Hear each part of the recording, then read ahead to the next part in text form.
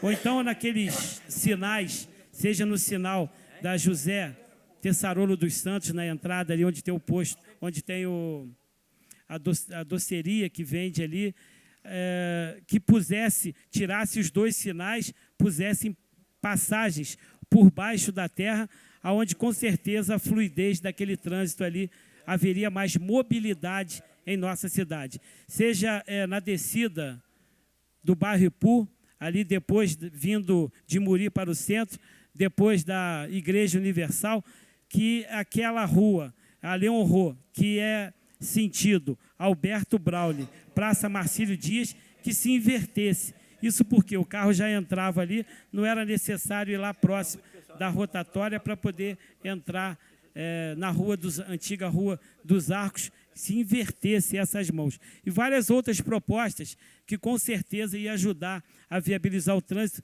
dentre elas, vereador Reinaldo Rodrigues, a diminuição do diâmetro da Praça do Paissandu e tantas outras que com certeza ajudaria a nossa cidade a ter mais fluidez no trânsito. E a outra comissão permanente é de defesa dos animais. Vários são os finais de semana que recebo ligações em meu celular, onde as pessoas estão preocupadas com animais que foram atropelados, com animais que caíram em determinados locais e que, infelizmente, vereador presidente Luciano Faria, final de semana, nesse final de semana, no anterior, infelizmente, um animal foi atropelado, um cavalo, ali próximo, em Córrego Dantas, próxima a Nacife Papéis, e no final de semana a gente não teve com quem reclamar, com quem pedir para que pudesse retirar esse animal. Lá em Rio Grandino aconteceu outro dia e sempre acontece. E é óbvio que tendo uma comissão que seja especializada no trato com relação às questões dos animais, e muito vai contribuir com a nossa cidade de Nova Friburgo. Por outro giro, chama a atenção do vereador Edson Flávio, tive a oportunidade de ir 7 horas da manhã na Granja Spinelli, onde acompanhei de perto as casas que foram construídas para poder alocarem naquele bairro as vítimas das enchentes de 2007 e algumas outras pessoas. Pasme, vereador Marcelo Verli, o que vi ali foi o seguinte: por exemplo, moradores que saíram da vilagem e que foram alocados na Granja Spinelli. E ali, o Jair, ele saiu da Granja Spinelli, saiu da vilagem, foi para a Granja Spinelli, porque tinha o problema de cair barreira por trás da casa dele. Vereador professor Pierre, pasme, Vossa Excelência, o que vi na Granja Spinelli foi o seguinte: tiraram o perigo, entre aspas, tiraram a família do perigo da barreira que ia cair por trás da casa e puseram, entre aspas, esse perigo na barreira que vai cair de frente para a casa. Ou seja, foram casas que foram construídas no governo da ex-prefeita Saudade Braga, que tinham como objetivo salvaguardar e dar segurança aos cidadãos que, infelizmente, foram afetados naquele momento. E o que eu observei, vereador Cláudio Damião, foi a troca de problema. Tiraram o problema da vilagem e levaram o problema para a Granja Spinelli. E como, vereador Vanô, a gente sabe que o inteligente é aquele que aprende com os próprios erros. Ele aprende fazendo, sofre. E o sábio é aquele que aprende com os erros dos outros. Então, óbvio, em 2007, no governo da ex-prefeita, ela errou ao alocar estas pessoas, esses cidadãos que necessitavam de uma casa nova, que essas casas que serão construídas no nosso município, a gente sabe que algumas delas na Lagoa Seca, mas, óbvio, virão e serão construídas em outras localidades, que possa se observar de perto de que forma serão alocadas esses cidadãos que, infelizmente, foram atingidos pelas chuvas. Isso porque não se pode repetir o mesmo erro. Então, o inteligente aprende com o próprio erro. O sábio aprende com o erro dos outros. Para finalizar, há 3 dias atrás, fui a Campo do Coelho, na volta, passando em frente à Água de Nova Friburgo, em frente ao posto de gás, a quantidade de terra, a a quantidade de água, a quantidade de pedra, vereador Marcelo Veri, que tomou conta da RJ, que liga Nova Friburgo a Teresópolis, naquele trecho, em frente a Cristal, em frente ao posto de gás, em frente à água de Nova Friburgo, e partindo do Hospital São Lucas, foi fora do normal. Conclua. Eu fiquei parado ali, avisando aos carros que não deveriam subir, porque, se assim o fizesse, ficariam agarrados pela quantidade de pedras que desciam e rolavam morro abaixo. Tive a oportunidade, para finalizar, de conversar com o doutor Christian, e a Voz da Serra de hoje noticia que o DR, a Águas de Nova Friburgo, estão todos se juntando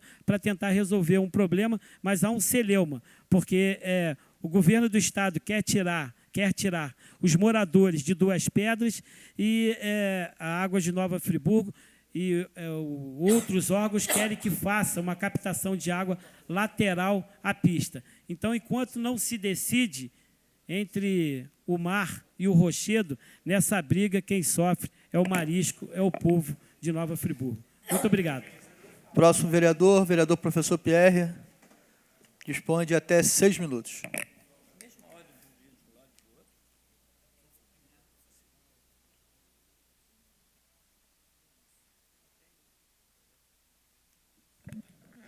Senhor presidente, de igual forma, eu vou também seguir a seara da questão da cidadania, como bem tocou aqui o colega Cláudio Damião, o vereador Reinaldo também depois tocou nesse ponto, e que também vou retomar, logicamente, o tema da educação.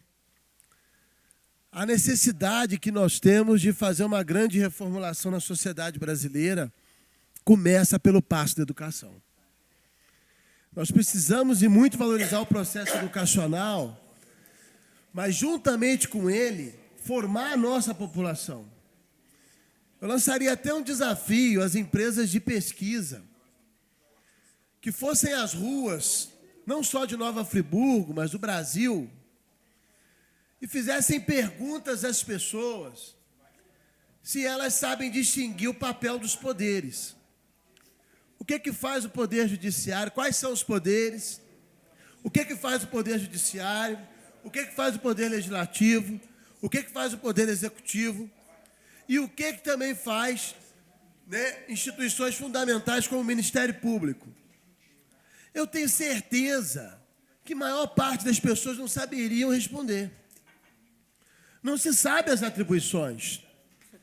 E se imagina que os poderes são todos eles ligados umbilicalmente um ao outro, e no caso mais comum, legislativo e executivo, se imagina que o legislativo é uma espécie de subprefeitura, ou algo, um apêndice da prefeitura, como se fizesse obra, como se proporcionasse aumento de salário por iniciativa própria, ou seja, medidas exclusivas de quem executa. Eu não consigo entender como que nas escolas não se trabalha isso. Como que na escola não se tem o ensino, não é de partidarismo, mas de cidadania, explicando o papel e como se organiza a sociedade. Os países de primeiro mundo têm a participação cidadã, porque as pessoas sabem o seu papel como cidadão, porque tem as funções. Para todos os direitos existem deveres.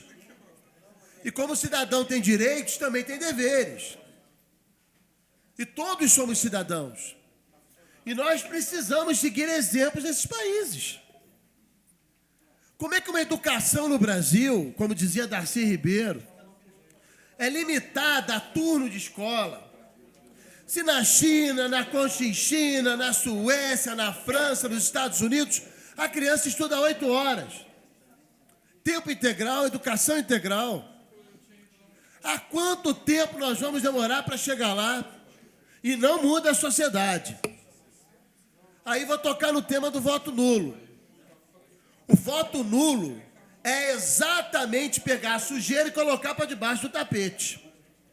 É abrir mão da sua responsabilidade, da sua função de acompanhar o trabalho dos políticos, de todos eles. Hoje, aliás, o Supremo Tribunal Federal está decidindo a constitucionalidade da Lei Ficha Limpa.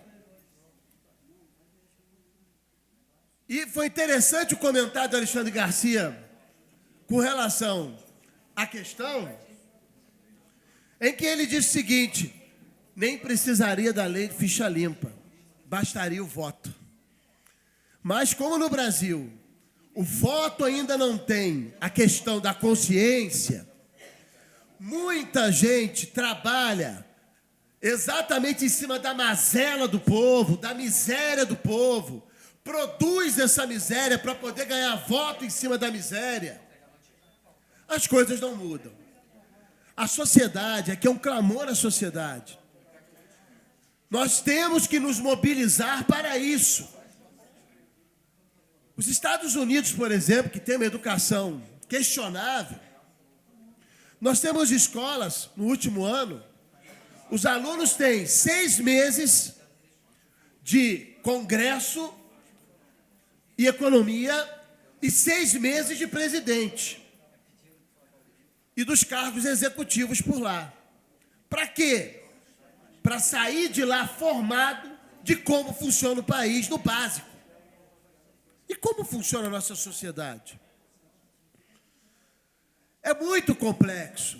Nem às vezes o próprio político sabe o papel dele. Às vezes os candidatos nem o sabem. Há uma necessidade de se conhecer. Sociedade se evolui com conhecimento. E conhecimento está na base familiar e na educação, nas escolas, nas universidades. É uma vergonha para o nosso país não se ter isso. Aí volta a tocar também a questão dos grêmios estudantis. Falta muito incentivo ao grêmio. O artigo 17 do Estatuto da Juventude do município, que graças a Deus ajudou para que outros estatutos viessem a lume, é pauta da Comissão de Constituição e Justiça do Senado Federal, o Estatuto da Juventude Nacional. E me recordo que quando foi aprovado nessa casa, foi ter tido eco lá na Secretaria Nacional de Juventude.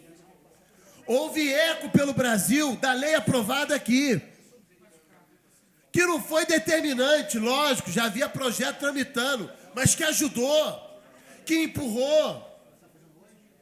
E lá no artigo 17 fala da participação nos grêmios, nas escolas, nas universidades e faculdades.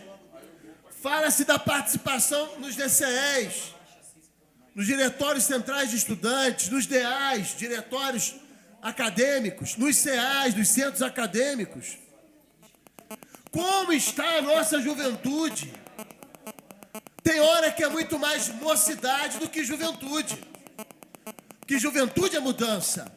Mocidade cai na inércia da mudança. Mas por quê? É só culpa do jovem? Não. Ele é vítima de um sistema que não educa para a sociedade, para a transformação.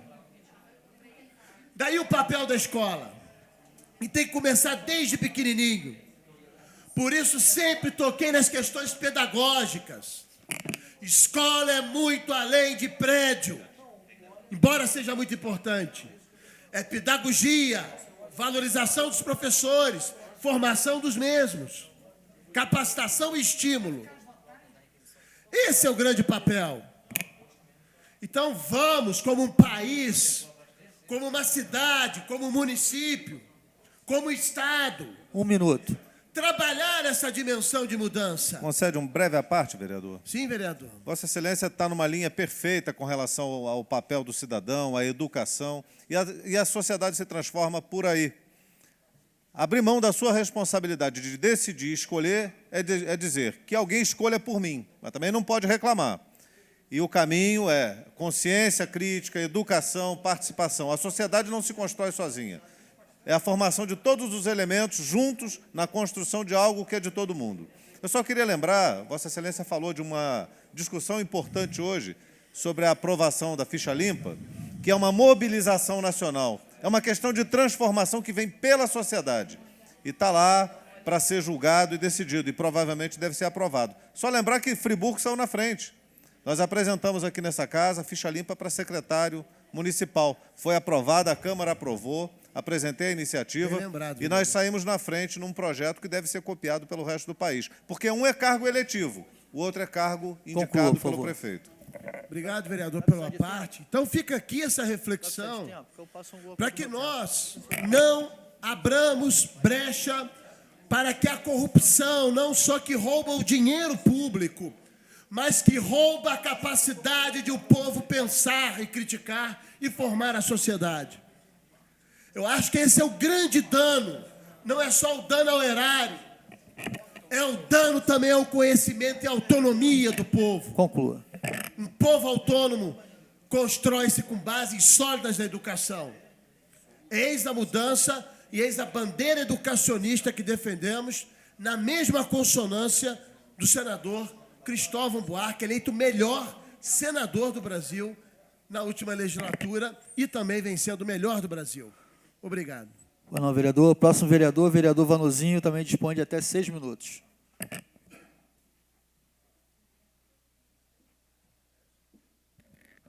Senhor presidente, demais vereadores, antes de mais nada, eu queria citar uma colocação do vereador Marcos Medeiros, mas antes eu queria aqui, em nome dos planos de saúde, fazer um agradecimento à presidenta Dilma, né, que quem pôde observar hoje, na primeira página do jornal O Globo, e nas matérias jornalísticas de ontem, foi feito um corte de mais de 5 bilhões no orçamento desse ano para a saúde. Quer dizer, então, esse momento é dos planos de saúde, agradecer ao governo federal por esse corte, porque quando a gente vê as pessoas desesperadas por falta, que hoje qualquer pesquisa que se faça, não só em nossa cidade, mas em várias cidades, com certeza, na maioria das cidades do nosso país, a reclamação maior do cidadão é na área de saúde, é a falta de saúde. E a gente se surpreende quando pega, está na primeira página, nas primeiras páginas dos jornais de hoje, eu li especialmente no Globo e ontem nas matérias jornalísticas, o corte de 5 bilhões. Quer dizer, aí é os planos de saúde que agradece a presidenta.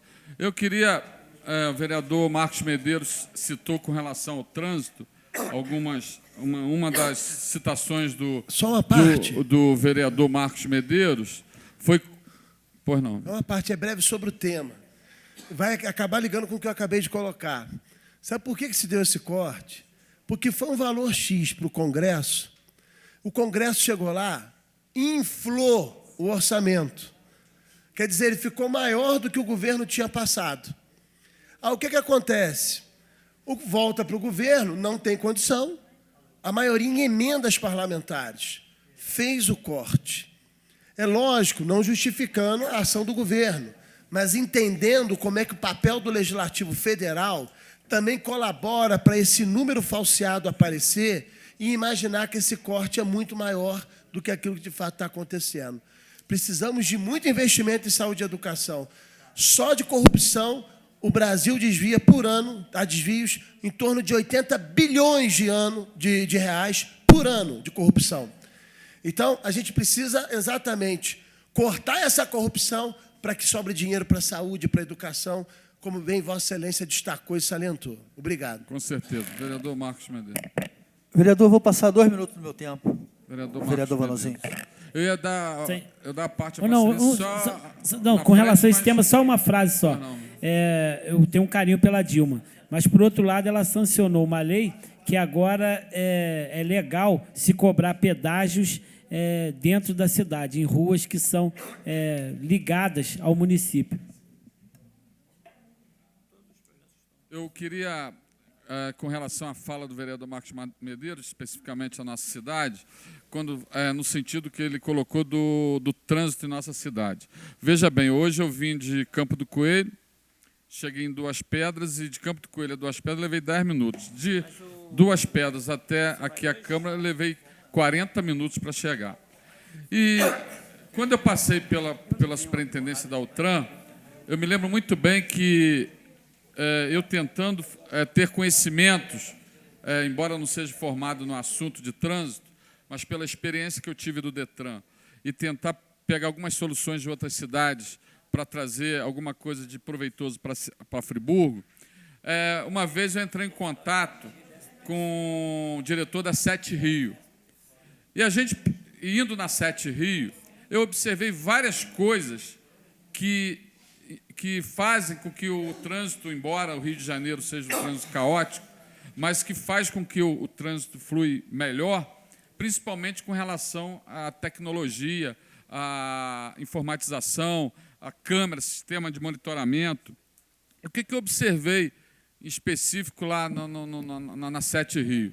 É a linha verde de sinais, linha verde que é fundamental para o trânsito fluir e que, infelizmente, na nossa cidade não pode ser colocado, não tem hoje o sistema funcionando de linha verde, que é os sinais, quando abre eles vão abrindo sincronizados um com o outro para que dê uma fluidez no trânsito, porque os nossos sinais estão todos ultrapassados. Precisa que seja feito um investimento muito alto.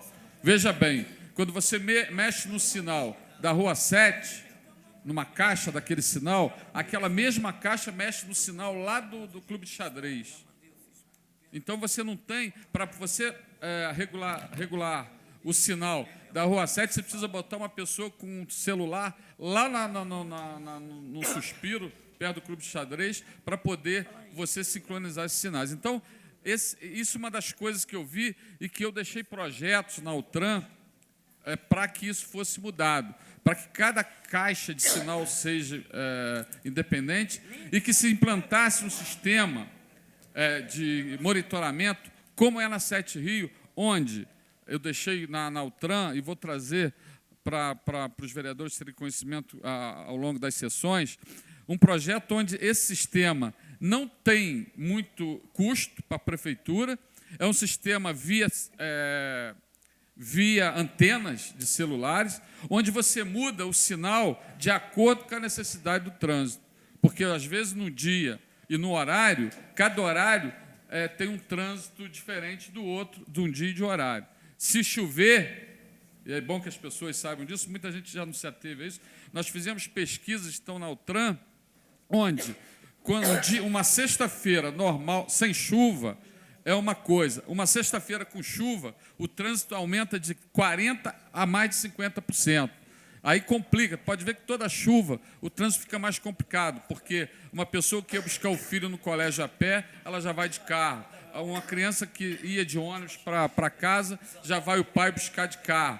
Então, tem várias situações, vereador Marcos Medeiros, que envolve o trânsito, que muitas das vezes, quando você alarga uma avenida, por exemplo, a gente fez o estudo de alargamento da avenida Conde Bittencourt, Galdino do Vale. Não adianta porque vai bifurcar. Chega na frente, ele é bifurcado e cria situações. Mas teve um projeto também que a gente deixou para tentar, o que a gente precisa é que o transporte de massa, que em Friburgo hoje é o ônibus, esse tem que ter agilidade.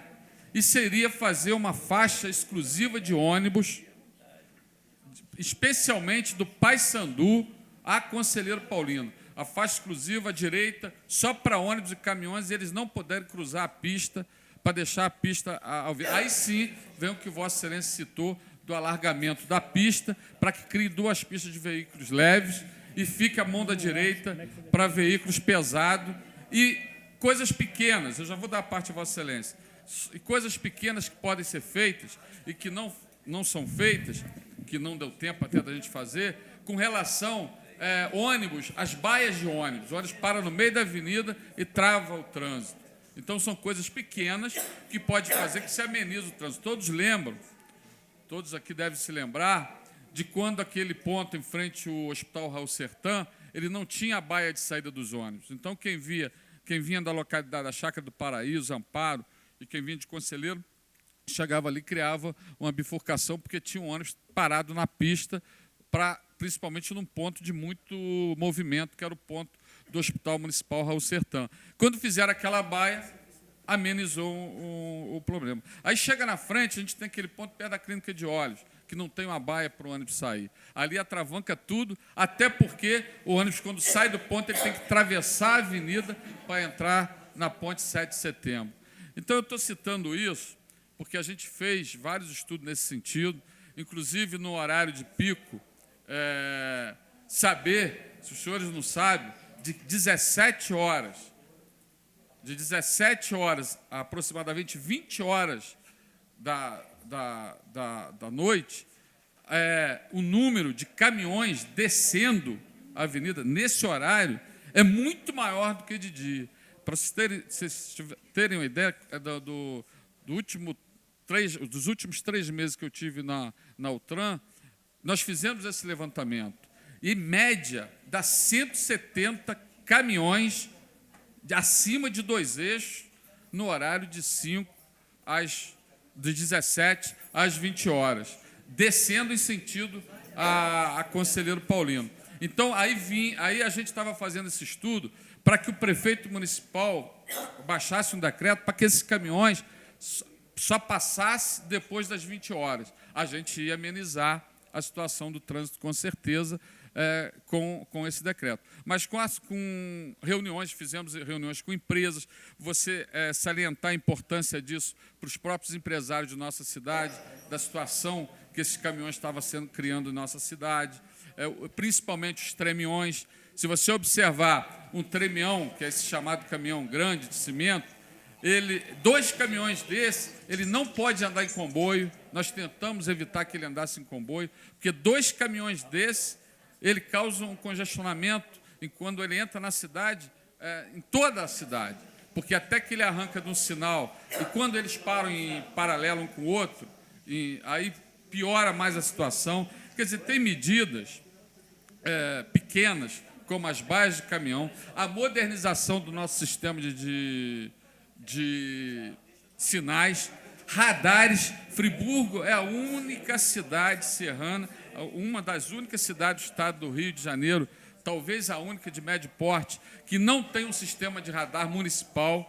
A gente não pode admitir hoje que não tem um radar em frente ao clube de xadrez. A gente não pode admitir hoje que não tem um radar eletrônico em frente o próprio SESC, ainda mais hoje com a Polícia Civil ali, o Hospital Raul Sertã. Então, um lugar de grande movimento e que as pessoas passam em alta velocidade. E quem pôde observar numa matéria jornalística onde, em Nova York, foi diminuído o número de acidentes, o índice de acidentes, através do monitoramento eletrônico. E, infelizmente, Friburgo hoje não tem nada.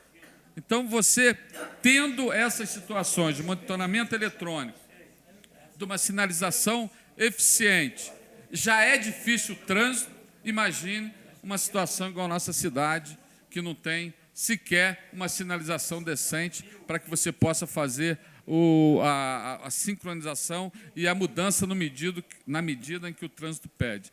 Entre essas medidas, vereador, já vou dar a parte a Vossa Excelência, dentro desse parâmetro dos radares, porque existe o problema do radar, que é o corrupto, que é só para pegar o dinheiro do cidadão, e existe o radar que realmente tem necessidade, como eu citei, conclua, por favor, em algumas localidades.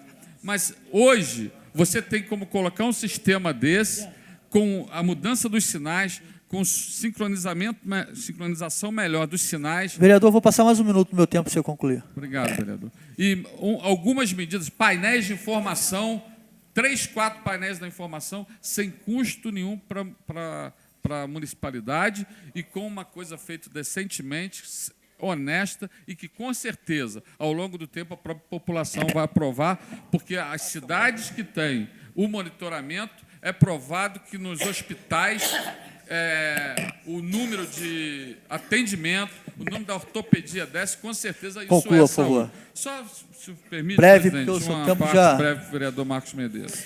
Felicito Vossa Excelência por vossos argumentos, mas o convido para uma reflexão. Em frente ao Itália, Conte Bittencourt, se pegar aquela calçada, você vai direto até a Rua 7. Chega à Rua 7, a Avenida Euterpe tem 3, até 4 pistas. Ali, com certeza, não há a questão...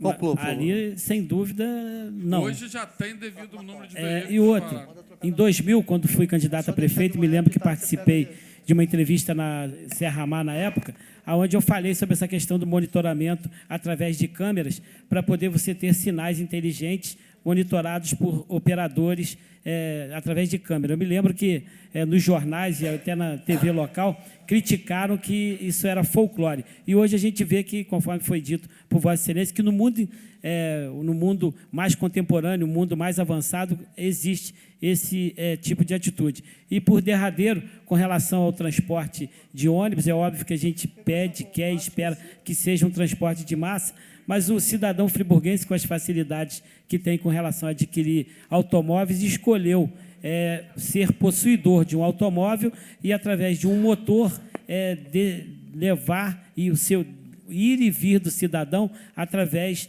de um automóvel. Então, é a escolha do cidadão friburguense. Então, nesse sentido, a gente, no meu modo de entender, tem que se adaptar à escolha, haja vista que a própria Friburgo Auto Ônibus deixa muito a desejar em nossa cidade. Mas felicito por vossas proposições, pela vossa argumentação, e demonstra o conhecedor que Vossa Excelência é do trânsito da nossa cidade. Obrigado, Conclua, vereador. Senhor presidente, na próxima sessão, eu vou trazer esse projeto para a gente fazer... Na próxima estudo sessão, mais- o vereador está sem tempo. Obrigado. Tá, Já vereador. utilizou todo hoje. Próxima sessão. Pois não, vereador. Vereador Edson Flávio dispõe de até 6 minutos. Senhor presidente, senhores vereadores, eu quero cumprimentar a todos, aqueles que nos acompanham.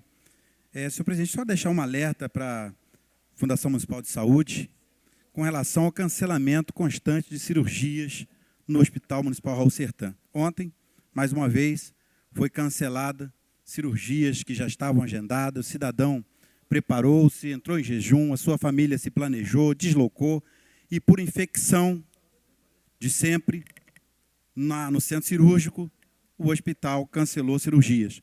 E, ao mesmo tempo, também a notícia de aparelho para realizar o cateterismo com defeito no Hospital São Lucas e pessoas lá há mais de 20 dias esperando para fazer um cateterismo. É importante que essa situação seja resolvida. Mas, senhor presidente, o que eu trago aqui nessa noite foi uma notícia que saiu ontem, 15 de fevereiro, no jornal A Voz da Serra, que se trata da iniciativa da Prefeitura Municipal de privatizar a saúde do município, através das chamadas OSs. Está aqui no jornal, o secretário, o prefeito, reunidos e preparando para enviar para esta casa um anteprojeto de lei para privatizar a saúde do município. Mas só que, senhor presidente, o que eu quero chamar a atenção é que no anteprojeto abre brecha para a privatização não só da saúde, abre brecha para a privatização da saúde, da assistência social, de educação, pesquisa científica, esporte, turismo, mediante contrato de gestão com empresas, com organizações de natureza privada. E aí, senhor presidente, vem um grande problema. Nós acabamos de sair, ou ainda estamos envolvidos, o país, nos escândalos das ONGs.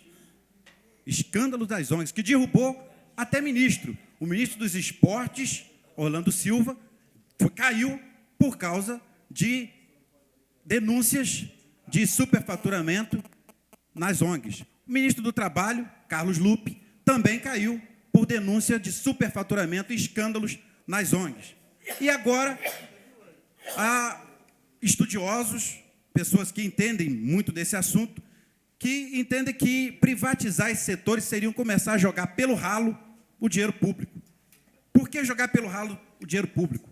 Porque quando você coloca esses profissionais da saúde, da educação e outros numa organização social de natureza privada, você desmerece o servidor público, em primeiro ponto. Segundo ponto, o servidor público passa a ter desvalorização salarial. Terceiro, acaba o concurso público e o serviço público começa a perder a importância, o servidor público começa a perder a importância e começa a haver a ingerência política dentro das OSs, dentro dessas organizações. E muito mais, a fuga da lei de responsabilidade fiscal. Fugir da responsabilidade, entregando a gestão de setores tão importantes ao setor privado. Vide a UPA, de Conselheiro Paulino, que é gerenciada por uma ONG ou pelo